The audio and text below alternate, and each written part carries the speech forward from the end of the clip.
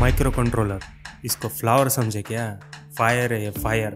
Micro कंट्रोलरमधले सगळ्यात विख्यात खानदान म्हणजे 8051. एम्बेडेड सिस्टमच्या जगामध्ये ज्याने क्रांती आणली अशा 8051ला इंटेलने 1980ला जगापुढे आणले आणि तेव्हापासून याची हवा काही कमी होत नाही. त्याचं एकमेव कारण आहे प्रोसेसर, मेमरी आणि इनपुट आउटपुट पेरिफेरल्स हे सर्व एका सिंगल इंटिग्रेटेड सर्किटमध्ये अवेलेबल झाले, ज्यामुळे complexity and cost of embedded system कमी झाली.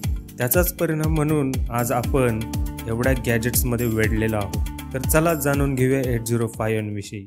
As I said, micro controller म्हणजे एक सिंगल चिप इंटिग्रेटेड सर्किट आहे, ज्याच्यामध्ये प्रोसेसर, कोर, मेमरी, ज्याच्यामध्ये रॉम आणि रॅम इन्क्लुडेड आहे आणि इनपुट आउटपुट पेरिफेरल हे सगळे एका चिपमध्ये आहे. हे जनरल डिझाईन प्रत्येक मायक्रो कंट्रोलर फॉलो करतो. याच्यामध्ये जास्तीत जास्त पेरिफेरल आणि फीचर्स हे कमी जास्त होत असतात. मेमरी सेगमेंटमध्ये जसं मी म्हटलं रॉम आणि रॅम असते. त्यातली रॉम ही असते जी रीड ओनली मेमरी आहे, त्याच्यामध्ये प्रोग्राम्स हे परमनंटली स्टोअर केले जातात. आणि रॅम म्हणजेच रँडम ॲक्सेस मेमरी ही जेव्हा कंट्रोलर एक्झिक्यूट करत असतो त्या टायमिंगला टेम्पररी युसेससाठी वापरली जाते. तर मग मायक्रो कंट्रोलर आणि मायक्रो प्रोसेसर्स याच्यामध्ये काही डिफरन्स असतो का? तर पहिलं मायक्रो प्रोसेसर बघूया. मायक्रो प्रोसेसर्स म्हणजे काय? तर एका चिपमध्ये फक्त सेंट्रल प्रोसेसिंग युनिट असतं. एक्झाम्पल आपल्याला सर्वांना माहीत असलेले इंटेलची सिरीज i7, i9, AMDची सिरीज Ryzen 7, Ryzen 9 हे सर्व मायक्रो प्रोसेसर्स आहेत. आता मायक्रो प्रोसेसरला इंडिपेंडेंटली वर्क करता येत नाही. त्याला एक्सटर्नल कंपोनंटची गरज असते, जसं की मेमरी झालं, IO इंटरफेसेस झालं आणि पेरिफेरल्स झालं. हे सर्व त्याला एक्सटर्नली कनेक्ट करावं लागतं, पॉवर सप्लाय द्यावं लागतं आणि मग ते फंक्शन करू शकतं, जसं तुमचा कम्प्युटर असतं. मायक्रो प्रोसेसर्स डिझाईन्स केले गेले कॉम्प्लेक्स टास्क हँडल करण्यासाठी, जिथे तुम्हाला हाय परफॉर्मन्सची गरज असते आणि लार्ज डेटावर प्रोसेस करायचे असते, तिथे तुम्हाला मायक्रो प्रोसेसरची गरज असते. आणि मायक्रो प्रोसेसर्स हे खूप पॉवर कन्झ्युम करतात, बट त्याचसोबत ते आपल्याला वर्सॅटिलिटी देतात. म्हणजेच काय, तर तुम्ही एक्सटर्नली जे कंपोनंट कनेक्ट केले असतील, रॅम झाली, IO इंटरफेस झाले किंवा पॅरिफेरल्स झाले, त्याला तुम्ही अपडेट करू शकता, अपग्रेड करू शकता. या सर्व गोष्टींमुळे त्याला आपण कम्प्युटर्समध्ये वापरतो, जिथं आपल्याला हाय परफॉर्मन्स, हाय डेटावर काम करायचं असतं, मल्टीटास्किंग करायचं असतं. अशा ठिकाणी आपण ह्याला यूज करतो. बट ह्याचा उपयोग तुम्हाला तुमच्या शेतातला पंप कंट्रोल करण्यासाठी करता येऊ शकतो तर अजिबात नाही, कारण हे खूप कॉस्टली आहे. यासाठी मायक्रो कंट्रोलर लागतो. का तर मायक्रो कंट्रोलरमध्ये सेंट्रल प्रोसेसिंग युनिट, त्याच्यासोबत मेमरी अँड IO इंटरफेसेस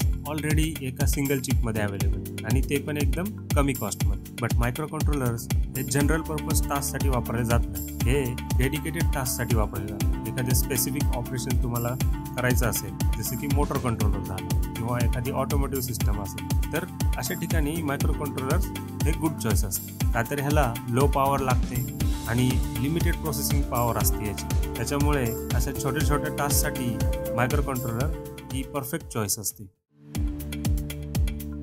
8051च्या आर्किटेक्चरला पाहायला झालं तर त्याच्यामध्ये सेंट्रल प्रोसेसिंग युनिटच्या अंतर्गत आपल्याला accumulator, B register, ALU, PSW, stack pointer, SFRs, timers, interrupt controller हे सर्व त्याच्यामध्ये येतात. यामध्ये ॲक्युम्युलेटर हा एक 8 बिट रजिस्टर असतो, जो अरिथमॅटिक अँड लॉजिकल ऑपरेशनमध्ये वापरला जातो.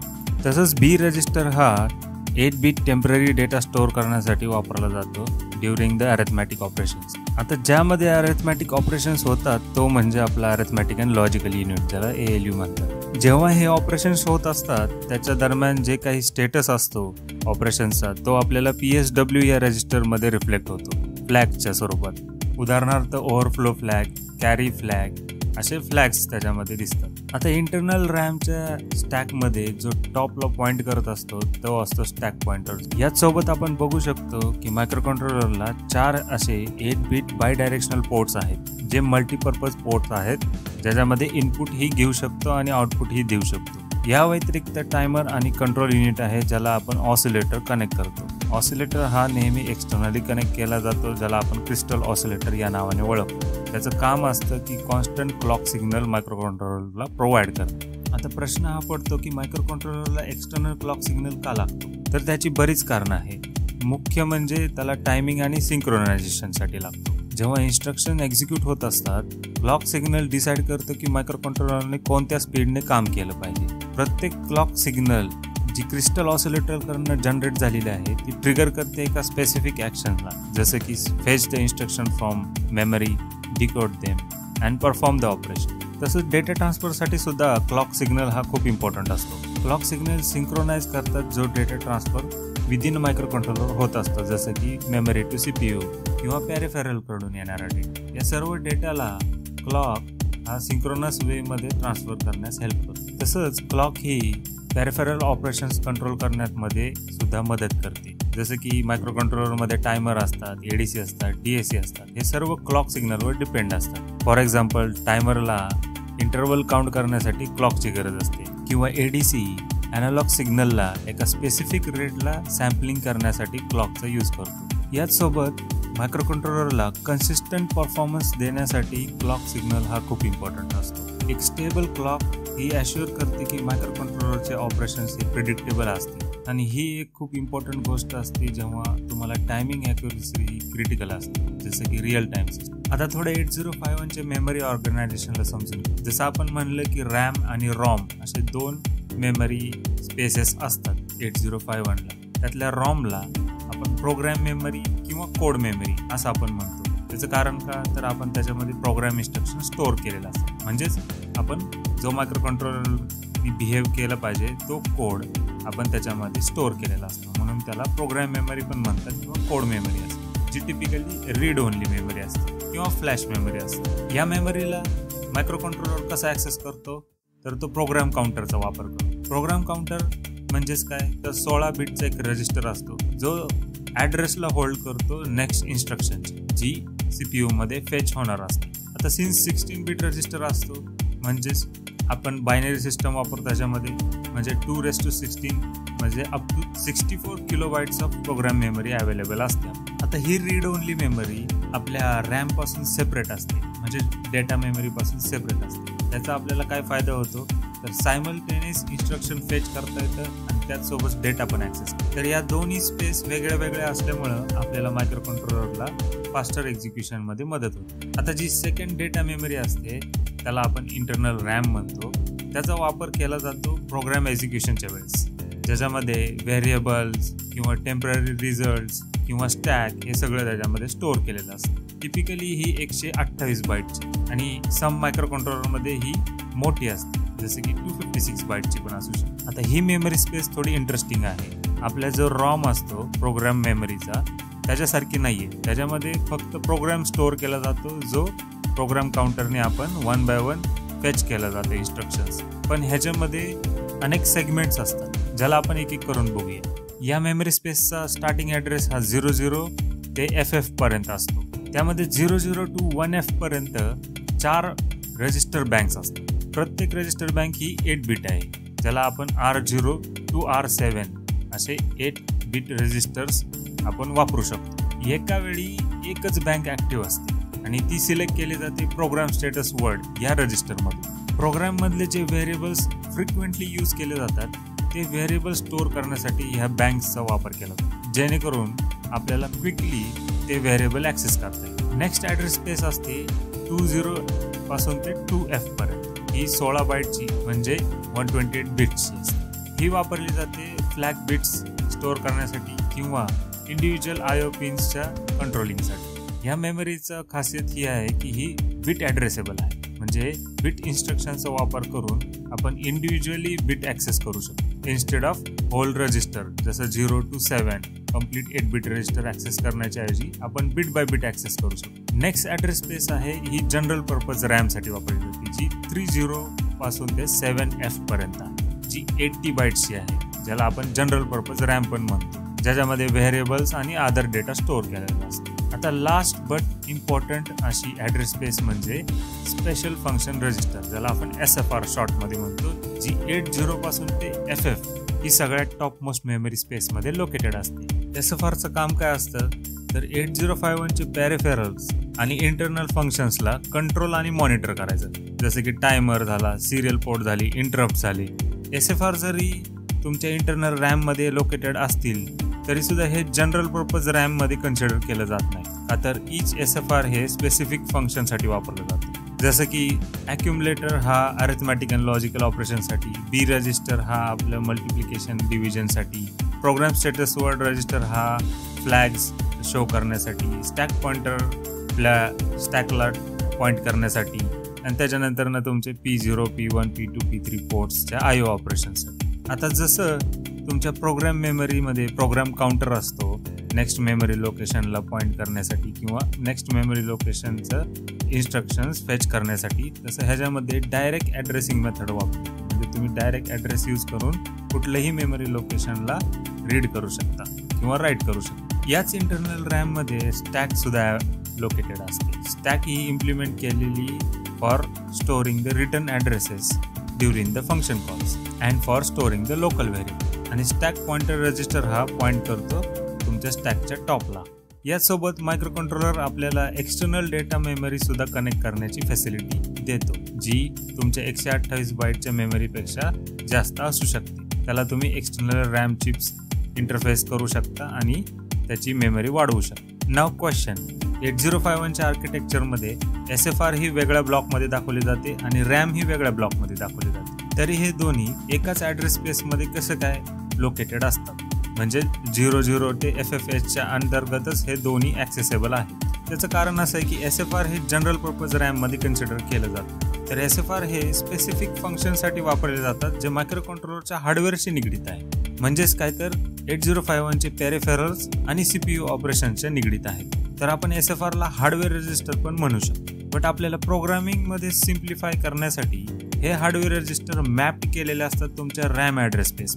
यामुळं काय होतं तर आपण ह्याला ॲक्सेस करू शकतो आणि मॅनिप्युलेट करू शकतो सेम इन्स्ट्रक्शन सेटनी ज्याने आपण रेग्युलर रॅमला ॲक्सेस करतो. याने दोन फायदे होतात. एक म्हणजे इन्स्ट्रक्शन सेट सिम्प्लिफाय होतो. आपल्याला जास्त इन्स्ट्रक्शन सेट्स किंवा कॉम्प्लेक्स इन्स्ट्रक्शन सेट वापरायची गरज नाही आहे. तुम्ही सेम इन्स्ट्रक्शन सेट्स वापरून ह्याला ॲक्सेस करू शकता. दुसरं म्हणजे इफिशियंट कंट्रोलिंगसाठी युजरला एक direct and efficient way provide करतो, ज्याच्यामध्ये आपण CPUशी इंटरॅक्ट करू शकतो, त्याला कंट्रोल करू शकतो, मायक्रो कंट्रोलरचे पेरिफेरल कंट्रोल करू शकतो डायरेक्टली. तर बेसिकली SFR ही फक्त रॅम लोकेशन नसून तर आपल्या हार्डवेअरच्या रजिस्टरला मॅनिप्युलेट करण्यासाठी वापरली जाणारी एक कंट्रोल पॅनल आपण त्याला म्हणू शकतो. Now let's try to understand the IO ports of 8051 आणि पिन डायग्राम. 8051 मायक्रोकंट्रोलरला 4 8 बिटचे IO पोर्ट आहेत, P0, P1, P2 आणि P3. या पोर्टचं काम काय असतं तर मायक्रोकंट्रोलरला एक्सटर्नल वर्ल्डशी कम्युनिकेशन करण्यासाठी मदत, म्हणजेच काय तर एक्सटर्नल पेरिफेरल्सशी इंटरफेस करण्यासाठी help, like LEDs, sensors, Motors आणि अदर पेरिफेरल्स. आता यातली प्रत्येक पोर्ट ही 8 बिट वाईड आहे, जसं आपण आता मेन्शन केलं. म्हणजेच काय तर प्रत्येक पोर्टला 8 पिन्स आहेत. तर या 8 पिन आपल्याला पॅरलल डेटा ट्रान्सफर करण्यासाठी हेल्प करतात. म्हणजे 1 बाईट, एक बाईट हा 8 बिटचा असतो. 1 byte at a time transfer तुम्ही करू शकता. आणि यातल्या मोस्ट ऑफ द पोर्ट्स हे बाय डायरेक्शनल आहे. बाय डायरेक्शनल म्हणजे ज्याच्यात तुम्ही आयदर इनपुट म्हणून वापरू शकता किंवा आउटपुट म्हणून वापरू शकता. आणि या सर्व पोर्ट TTL कम्पॅटेबल आहे. TTL म्हणजेच काय तर ट्रान्झिस्टर लॉजिक. तर आपण एखादं ट्रान्झिस्टरचं सर्किट बनवलं, सपोज LED ड्राईव्ह करायचं ट्रान्झिस्टर थ्रू, तर त्या ट्रान्झिस्टरच्या बेसला तुम्ही डायरेक्टली ह्यातली एक पिन चूज करून त्याला तुम्ही ड्राईव्ह करू शकता. म्हणजेच त्याला आपण म्हणतो TTL कम्पॅटेबिलिटी. आता या 4 पोर्टला आपण एक एक करून जाणून घेऊ. पहिला आपण बघूया पोर्ट 0. तर पोर्ट 0 ही स्टार्ट होते पिन नंबर 32 पासून ते 39 पर्यंत, अशा 8 पिन्स. आणि पोर्ट 0 ही ओपन ड्रेन पोर्ट आहे. ओपन ड्रेनचं मिनिंग काय असतो तर त्याला एक्सटर्नली पुल अप रजिस्टर आपल्याला कनेक्ट करावा लागतो जर त्याला स्टँडर्ड बाय डायरेक्शनल पोर्ट म्हणून वापरायचे असेल. हा pull up register typically 10 kilo ओहमचा असतो. ह्या आपल्याला कनेक्ट करावा लागतो जर पोर्ट ही हाय लॉजिक लेवलला वापरायची असेल तर. म्हणजेच जर आपल्याला सपोज तुम्हाला LED कनेक्ट करायचा असेल पोर्ट 0ला तर तुम्हाला इन सिरीजमध्ये रजिस्टर कनेक्ट करावं लागेल, कारण का पोर्ट 0 ही कन्सिडरेबल अमाऊंटमध्ये करंट ही सिंक करत असते. म्हणून आपल्याला करंट लिमिटिंग रजिस्टर लागतो. या व्यतिरिक्त पोर्ट 0 ही मल्टिप्लेक्स फंक्शनॅलिटीसाठी सुद्धा वापरली जाते. जसं की आपण एक्सटर्नल मेमरी ॲक्सेस करायची असेल तर पोर्ट 0 ही डेटा बस म्हणून पण वापरू शकतो. आता पोर्ट 1ला बघूया. पोर्ट 1च्या पिन स्टार्ट होती पिन नंबर 1 पासून ते पिन नंबर 8 पर्यंत. आता पोर्ट 1ला पुलअपची गरज नसते, त्याला इंटरनली पुलअप रजिस्टर असतं. त्याच्यामुळं सोपं होऊन जातं जर तुम्हाला इनपुट आउटपुट ऑपरेशन्स करायचे असतील with external component like LEDs किंवा स्विचेस एक्सेट्रा. त्यामुळं पोर्ट 1 ही जनरल पर्पज IO म्हणून जास्त करून वापरली जाते. ह्याला अल्टरनेटिव्ह फंक्शन दिलेलं नाही. प्रायमरीली तुम्ही डायरेक्टली IO म्हणून ह्याला वापरू शकता. तसंच पोर्ट 2 ही स्टार्ट होते पिन नंबर 21 पासून ते 28 पर्यंत आणि याला सुद्धा इंटरनल पुलअप कनेक्टेड असतो, but he multiplex function provide करते. म्हणजे ह्याला आपण एक्सटर्नली मेमरी पण कनेक्ट करू शकतो आणि IO म्हणून पण वापरू शकतो. आता सपोज तुम्हाला एक्सटर्नल मेमरी कनेक्ट करायची आणि 16 बिट ॲड्रेस पाहिजे यूज करायचे मायक्रो कंट्रोलरचे, तर तुम्ही पोर्ट 0 आणि पोर्ट 2 कॉम्बिनेशनमध्ये वापरू शकता. म्हणजे हायर 8 बिट हे पोर्ट 2 चे असतील आणि लोअर 8 बिट हे पोर्ट 0 चे असतील. असं मिळून तुम्ही 16 बिट ॲड्रेस स्पेस ॲक्सेस करू शकता एक्सटर्नल मेमरीची. आता लास्ट पोर्ट 3 ला बघूया. पोर्ट 3 चे पिन स्टार्ट होतात 10 पासून ते 17 पर्यंत. ह्याला पण इंटरनल पुलअप ऑलरेडी कनेक्टेड आहे आणि ही सुद्धा मल्टिप्लेक्स पोर्ट असल्यामुळे आपण ह्याला मल्टिपल फंक्शनसाठी वापरू शकतो. ते कोणते ते एक एक करून सांगतो. P3.0 आणि P3.1 ह्या ज्या पिन्स आहेत या RX आणि TX म्हणून आपण वापरू शकतो. म्हणजे सिरियल कम्युनिकेशनसाठी याचा यूज होतो. तसंच P3.2 to 3.3 हे एक्सटर्नल इंटरप्टसाठी वापरले जातात. त्यामध्ये INT0 ही 3.2 असते आणि INT1 ही 3.3 असते. P3.4 ही टायमर 0 साठी वापरली जाते. P3.5 ही टायमर 1 साठी वापरली जाते. आणि लास्टचे 2 पिन्स म्हणजे 3.6 ही एक्सटर्नल मेमरीचे राईट स्ट्रोकसाठी आणि 3.7 ही एक्सटर्नल मेमरीच्या रीड स्ट्रोक्स. म्हणजे एक्सटर्नल मेमरी कनेक्ट केल्यानंतर ना तुम्ही रीड आणि राईट सायकल कशी चूज करायची तर ह्या पिन्स यूज करू. याचसोबत रिमेनिंग पिन्स पण बघून टाकूया. तर पिन नंबर 40 ही आपली VCC असते, म्हणजेच ह्याला आपण पॉझिटिव्ह पॉवर सप्लाय कनेक्ट करतो. टिपिकली 5 व्होल्ट असतं. आणि पिन नंबर 20 ही ग्राउंड पिन असते. तसंच आपण जी मायक्रो कंट्रोलरला एक्सटर्नल क्लॉक देतो XTAL1 आणि XTAL2 म्हणजे पिन नंबर 19 आणि पिन नंबर 18 ही आपण एक्सटर्नली क्रिस्टल ऑसिलेटरला कनेक्ट करतो. कशासाठी तर मायक्रो कंट्रोलरला फंक्शन करण्यासाठी सिस्टम क्लॉकची गरज असते, ती आपण क्रिस्टल ऑसिलेटर यूज करून वापरून जनरेट करतो. आता रिमेनिंग 4 पोर्ट बघून टाकूया. ती म्हणजे रिसेट पिन. पिन नंबर 9 ही रिसेट पिन असते आपली, जी पूर्ण मायक्रो कंट्रोलरला रिसेट करते आणि त्याच्या स्टार्टिंग इन्स्ट्रक्शनला जाऊन सेट करते. म्हणजे परत बिगिनिंग पासून एक्झिक्युशन स्टार्ट होते. आता पिन नंबर 30 ही 2 फंक्शनसाठी वापरली जाते. एक म्हणजे ALE आणि दुसरं म्हणजे प्रोग्राम. म्हणजे ALE काय ॲड्रेस लॅच एनेबल असतं. ही कशासाठी वापरली जाते तर जेव्हा P0 पोर्टला आपण एक्सटर्नल मेमरी कनेक्ट केलेली असते तेव्हा ॲड्रेस म्हणून वापरायचा का डेटा म्हणून वापरायचा हे आपण इथून डिसाईड करू शकतो ह्या पिनला सेट करून किंवा रिसेट करून. त्याचसोबत आपल्याला 8051ला जेव्हा आपल्याला प्रोग्राम लोड करायचा असतो फर्स्ट टाइम त्याला आपण प्रोग्राम लोड करतो त्याच्यामध्ये, तर प्रोग्रामिंगसाठी सुद्धा हीच पिन यूज होते. नेक्स्ट म्हणजे पिन नंबर 29 ही PSEN पिन असते, म्हणजे प्रोग्राम स्टोअर अनेबल. ही कशासाठी वापरली जाते तर एक्सटर्नल प्रोग्राम मेमरीमधनं इन्स्ट्रक्शन रीड करण्यासाठी ही पिन वापरली. आणि last but not list pin number 31 जी आहे आपली एक्सटर्नल ॲक्सेस किंवा VPP.